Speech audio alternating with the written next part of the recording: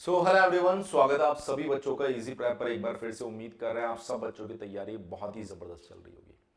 आज हम बात करने वाले हैं बीईयू बीटेक थर्ड सेमेस्टर के सभी बच्चों के लिए कि उनको अपनी प्रिपरेशन स्ट्रेटजी क्या रखनी चाहिए, क्या ऐसा वो करे, किन किन चीजों का वो ध्यान रखे जिनसे उनका सीजीपीए लगभग 8 या उससे भी ज्यादा बन सकता है। इसके लिए कुछ स्ट्रिक्ट रूल को उन्हें फॉलो करना पड़ेगा, तभी जाके वो अपने सीजीपीए को स्ट्रांग बना सकते हैं। चलिए शुरुआत करते हैं। सबसे पहले क्या क्या चीजें हम आपको यहाँ पर बताने वाले हैं उसको बहुत ध्यान से सुनिएगा। सबसे पहली चीज, आप जिस भी सेमेस्टर में जिस भी ब्रांच से है, आपको आपके सिलेबस के बारे में कंप्लीट इंफॉर्मेशन होनी चाहिए कि आपके सिलेबस को कवर करने जा रहे हैं, उसमें कितना यूनिट्स है और किस तरीके से आप उन्हें पढ़ रहे हैं। अगर आपको ये पता होगा कि कितना सिलेबस हमारा है, कितना हमें पढ़ना है और किस तरीके से हमें आगे बढ़ना है, तो आपके पास में ये एक आइडिया होगा कि हमने कितना परसेंट सिलेबस को कवर किया है। ऐसा जरूरी नहीं कि आप 100% सिलेबस कवर करेंगे तभी आप अच्छा स्कोर कर पाएंगे। अगर आप 95% या 92% सिलेबस भी कवर कर रहे हैं तब भी आप 8 सीजीपीए से ज्यादा स्कोर कर सकते हैं। बस जितना आप कवर करें वो अच्छे तरीके से कवर करना होगा आपको।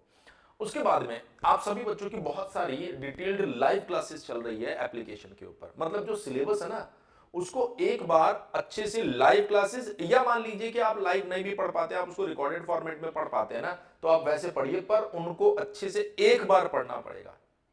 क्योंकि जब तक आप एक बार टीचर से उन चीजों को नहीं सीखेंगे, नहीं समझेंगे, तब तक ना तो आपके कंसेप्ट बिल्ड होने वाले हैं, ना ही आपके पास में राइटिंग स्किल्स आने वाली कि यार क्या लिखे इसके अंदर, समझ ही नहीं आ रहा है, ना वे ऑफ राइटिंग आने वाला है कि किस तरीके से इसको हम लोग यहां पर लिखे।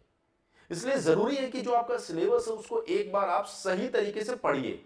भले उसके बाद आप अपने नोट्स कॉपी से रिवीजन कीजिए, आप थ्योरी क्लास या वीडियो लेक्चर्स के माध्यम से आप मत पढ़िए, पर एक बार एटलीस्ट उसको आप अच्छे से पढ़ लीजिए ताकि जीरो से एडवांस लेवल तक आपके सारे कंसेप्ट जो है ना वो क्लियर रहे। इससे आपको आपके सेमेस्टर एग्जामिनेशन में बेनिफिट मिलेगा। इसके साथ साथ आप फ्यूचर में जो कॉम्पिटिटिव एग्जामिनेशन के अंदर जाने वाले हैं वहां पर भी आपको इसका बहुत ही अच्छा बेनिफिट मिलने वाला। उसके बाद ये आता है कि सर आप अगर थ्योरी हो, डेरिवेशन हो या फिर न्यूमेरिकल हो, हर तरह के क्वेश्चंस की प्रैक्टिस कीजिए।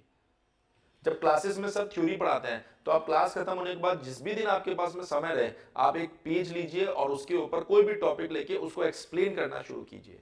तो थ्योरिटिकल क्वेश्चन की प्रैक्टिस भी आप लोगों के पास में होनी चाहिए। इसी तरीके से अगर मैं बात करूं न्यूमेरिकल क्वेश्चन, तो जो सर ने न्यूमेरिकल करवाया ना, आप उनकी प्रैक्टिस कीजिए, उन पर अच्छी कमांड रहने दीजिए ताकि सर जब नए क्वेश्चन की प्रैक्टिस करवाए तो आप उन्हें अटेम्प्ट कर सके। सेम जो डेरिवेशंस होते हैं उनकी आप घर पे खुद से प्रैक्टिस कीजिए। आपको पता है बीयू के पैटर्न में पहला क्वेश्चन जो होता है वो एमसीक्यू टाइप का होता है। एक क्वेश्चन मिलता है पहला, उसमें 9 क्वेश्चन होते हैं जिसमें से 7 आपको करने होते हैं। तो इसके लिए हमने एमसीक्यू टेस्ट सीरीज भी आपको इस बार दी है। तो उस एमसीक्यू टेस्ट सीरीज को भी आप लगाते रहिए, जिससे कि ये जो फ्री के नंबर मिलेंगे ना आपको, 14 नंबर ABCD आपको चूज करना है। उसमें ऐसा नहीं कि आपने एक क्वेश्चन चूज किया और सही आंसर मार्क किया तो सर 2 में से आपको 1.5 या आधा नंबर दे सकते हैं। नहीं, 2 में से 2 मिलेंगे, मतलब वो 14 नंबर आपके फिक्स है पूरे। सेम अगर हम लोग बात करें राइटिंग स्किल, जिसके ऊपर अभी मैं बात कर रहा था, देखिए टीचर किस तरीके से चीजों को एक्सप्लेन कर रहे हैं और वो आपको पैरेलली ये भी बताते हैं कि जब आप एग्जामिनेशन में इनके आंसर्स लिखें तो आपको किस तरीके से इन आंसर्स को लिखना है।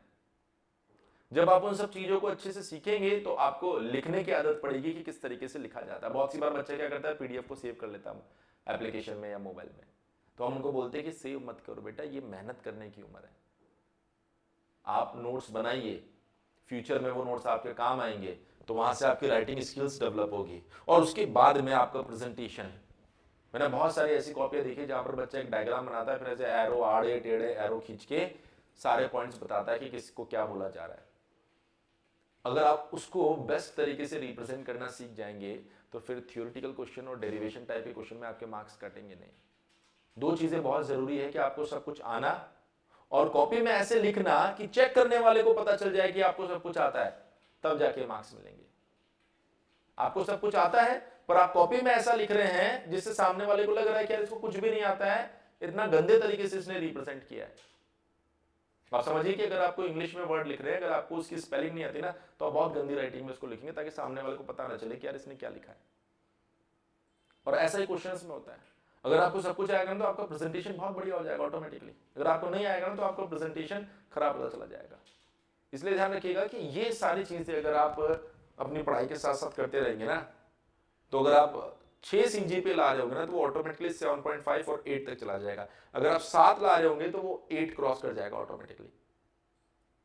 अब यहां पर इसके साथ कुछ चीजें मैं आपको और बताऊंगा जो नहीं करना है आपको। नंबर 1, बहुत सी बार बच्चा क्या करता है, अलग अलग यूट्यूब चैनल पर अलग अलग टॉपिक को पढ़ने की कोशिश करता है। वो अपना सिलेबस उठाएगा, एक टॉपिक उठाएगा, यूट्यूब पे डालेगा, फिर उसको पढ़ेगा। जो काम उसका 40 घंटे के लेक्चर में हो सकता है पूरे सब्जेक्ट का, उस पूरे सब्जेक्ट पर उसने 200 घंटे मेहनत कर ली है और अभी भी उसको 50% ही सिलेबस मिल पाया है। समय की बर्बादी, मेंटल प्रेशर, और उसके साथ साथ सफिशिएंट कंटेंट अभी भी नहीं मिला। ये एक अच्छा ऑप्शन आपके पास नहीं होता है। तो अगर आपने ऐप पर कोर्स ले रखा है, उस पर आराम से पढ़िए। नहीं ले रखा है तो आप एनरोल करके पढ़िए। It is also part of your BTech. ये भी आपके बीटेक का पार्ट ही है। आप सोचो क्रिकेट एकेडमी ज्वाइन तो कर लूंगा, लेकिन सर बैट खरीदने के पैसे खराब नहीं करूंगा। तो अगर आपने बीटेक किया है तो उसको पढ़ने के लिए आपको ऑनलाइन कोर्स लेना भी पड़ता है, जिससे कि आपका फाउंडेशन स्ट्रांग बने। अगर आप क्रिकेट एकेडमी में जा रहे हो तो ऐसा नहीं कि आपने उसकी फीस दे दी तो अब आप सोचोगे सर बैट तो नहीं खरीद पाऊंगा। एक अच्छा बैट आपके पास में होगा, एक अच्छा किट आपके पास में होगा, तभी आप अच्छा खेल पाओगे वहां पे, तभी आप अच्छा सीख पाओगे। इसलिए ये ऑनलाइन कोर्सेज जो होते हैं ये भी आपकी इंजीनियरिंग के पार्ट होते हैं। सेम बच्चे यूट्यूब वगैरह से, जैसे हम लोग बीईयू के लिए आपको कोर्स प्रोवाइड करवाते हैं, तो हमें पता है बीईयू का क्वेश्चन कहां से आता है। आप देखिए मेरे कुछ वीडियोस के अंदर मैंने आपको ये एग्जाम का क्वेश्चन बताया और यहाँ पर बुक का स्क्रीनशॉट भी दिखाया कि देखिए इस पेज नंबर पे इतने नंबर का ये एग्जाम्पल है, हूबहू क्वेश्चन आया। तो हमने उन बुक्स को सजेस्ट किया हमेशा बच्चे को जो बीईयू के लिए यूजफुल है। अदर यूनिवर्सिटीज में अलग अलग बुक को रेफर किया जाता है। तो आप देख सकते हैं कि आप किसी भी गलत बुक को सॉल्व करना चालू कर दें। गलत बुक का सेंस ऐसा नहीं बुक में गलत है। बुक अगर आप कोई भी उठाते हैं तो 1000-1200 पेज की किताबें हैं, पूरा आप सॉल्व कर नहीं पाएंगे। आप आधा पार्ट सॉल्व करेंगे, बीच में छोड़ेंगे, उससे जुड़ा क्वेश्चन एग्जाम में आ नहीं रहा। इसलिए कोई भी कहीं पर भी कोई भी बुक सजेस्ट कर दे, आप उसको सॉल्व करना शुरू मत कीजिए। सबसे पहली चीज है कि जो कोर्स में हमने आपको लगभग 40 से 45 घंटे का एक एक सब्जेक्ट का कंटेंट दिया, उसको पूरा देखिए अच्छे से। फिर सर अगर बता रहे हैं कि आपको बुक पढ़ने की जरूरत है तो बुक के क्वेश्चन सॉल्व कीजिए। अगर सर आपको बोल रहे हैं कि नहीं मैं क्वेश्चन आपको दूंगा, आपको वो सॉल्व करना है, तो आप वो सॉल्व कीजिए। सेम बहुत सारे बच्चे ऐसे होते हैं जो एग्जाम से 5-6 दिन पहले इंतजार करते हैं कि कोई पीवाईक्यू और वीवीआई क्वेश्चन दे देगा, मैं उसको सॉल्व करके चला जाऊंगा। दोस्त वो तब काम आते हैं जब आपने पूरा सिलेबस कवर कर रखा है। अगर पूरा सिलेबस कवर कर रखा है तो वीवीआई क्वेश्चन और पीवाईक्यू ये मान के चलिए कि आपको लास्ट मोमेंट पे बूस्ट प्रोवाइड करवा देते हैं। पर अगर सिलेबस ही आपने कवर नहीं किया है तो पीवाईक्यू और वीवीआई कुछ नहीं कर पाते। इसलिए ये गलती ना करें और लास्ट टाइम का इंतजार ना करें। अभी जैसे फर्स्ट सेमेस्टर का एग्जाम डेट आया, हर एक बच्चा डिप्रेशन में चला गया कि अब करे क्या, कुछ समझ ही नहीं आ रहा है। इसलिए बिगिनिंग से आपको चीजों को शुरू करना है। सिलेबस के अंतिम दिनों में सिलेबस को पूरा करना है। अभी वही चीज मैं आपको बोल रहा था कि अभी आप क्रिसमस बनाएंगे, इंटर्नशिप पे चले जाएंगे, उसके बाद में मकर संक्रांति बना लेंगे, उसके बाद 26 जनवरी बना लेंगे, फिर वैलेंटाइंस वीक आ जाएगा, फिर आपको पता चलेगा अब तो होली आ चुकी है और होली के बाद एकदम से एक नोटिस आएगा कि एग्जामिनेशन फॉर्म भरना शुरू हो गए हैं। पता ही नहीं चलेगा कि क्या हुआ, कब सेमेस्टर खत्म हो गया। इसलिए ध्यान रखना ये सारे फेस्टिवल आते रहेंगे, छुट्टियां आती रहेगी, आपको सिर्फ और सिर्फ एक बात को समझना है कि मुझे पैरेलली अपने सिलेबस को पढ़ते रहना है। अदरवाइज लास्ट के दिनों में जब आप सिलेबस कवर करने जाओगे तो सिलेबस सही से कवर हो नहीं पाएगा और वही एग्जामिनेशन में टेंशन हो जाएगी आपको। कुछ भी फ्री कंटेंट मिले उस पर टाइम वेस्ट करना।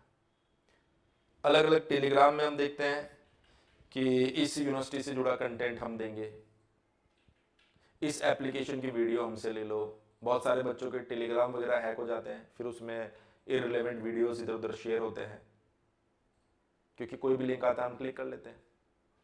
तो थोड़ी सी समझदारी दिखाएं। कोई भी आदमी आपको फ्री में कुछ नहीं देगा। आपके घर में सुबह सुबह दूध बेचने वाला आता है, अगर वो 60 रुपए लीटर आपको दूध दे रहा है और अगले दिन अगर उसने 40 में दिया ना, तो यकीन मानिए कि कुछ तो गड़बड़ है, या तो पुराना है या उसने उसमें पानी मिला दिया है। तो ये फ्री कंटेंट भी बिल्कुल वैसा ही होता है कि या तो ये पुराना हो चुका है या फिर ये मिलावट करके आपको दे रहा है कि आपको अपने पास खींचे, फिर कल को आपको नई चीज बेचे। इसलिए अपने करियर को इन सब चीजों के ऊपर टाइम वेस्ट बिल्कुल मत कीजिए। आप देखते हैं कि बहुत सारी बड़ी बड़ी कंपनीज होती है, सबसे पहले आपको फ्री का कुछ लालच देती है, फिर उसके बाद में आपको अपने जाल में पूरा लेने के बाद में बड़े बड़े चीजों की ब्रांडिंग, बड़े बड़े चीजों के बारे में मार्केटिंग करती है। तो सेम आपको समझना है कि हम किसी के लिए एज अ कस्टमर बन के ना रहे, हमें इतना समझना है कि हमारा थर्ड सेमेस्टर है, और एलई वालों के लिए तो ये एक तरीके से फर्स्ट सेमेस्टर यही है, रेगुलर वालों के लिए टेक्निकल का पहला सेमेस्टर मान लो आप। तो हमें इस चीज को समझना है कि हमारा सेमेस्टर है, किसी भी कीमत पे इसमें 1% भी कॉम्प्रोमाइज नहीं होने देना है। बिगिनिंग से सर हम आपकी पहली क्लास कर रहे हैं, पहली क्लास से लेकर आखिरी क्लास तक करना है। जब हम क्रैश कोर्स करवाए तो क्रैश कोर्स करना है, जब हम प्रैक्टिस करवाए तो प्रैक्टिस करना है, जब हम मैराथन करवाए तो मैराथन करना है। अंत में जब हम कहें कि हमारी तरफ से सब खत्म हो चुका है, तो आप भी कहें सर हमने भी सब कंप्लीट कर लिया, आप एग्जाम देकर आएंगे और बढ़िया करके आएंगे। अगर ये सारी चीजें आप करेंगे तो आपके सेमेस्टर में कोई गलती नहीं होने वाली है। अगर आपने ये सारी चीजों को फॉलो नहीं किया है तो मैं बता रहा हूं आप में से 10 से 15% बच्चे तो ऐसे होंगे कि हमारे बार बार बोलने के बाद में भी बोलेंगे सर अटेंडेंस शॉर्ट हो गई। जबकि मैं शुरू से बोल रहा हूं कि हर एक चीज का ध्यान रखिए, अटेंडेंस का भी आप ध्यान रखिए, शॉर्ट नहीं पढ़नी चाहिए वरना एग्जामिनेशन से आप डिपार्ट हो जाएंगे। तो मैंने यहाँ पर आपको सारी चीजें बता दी है कि आपको क्या करना है, वो भी बता दिया है, साथ ही साथ आपको ये भी बता दिया क्या नहीं करना है।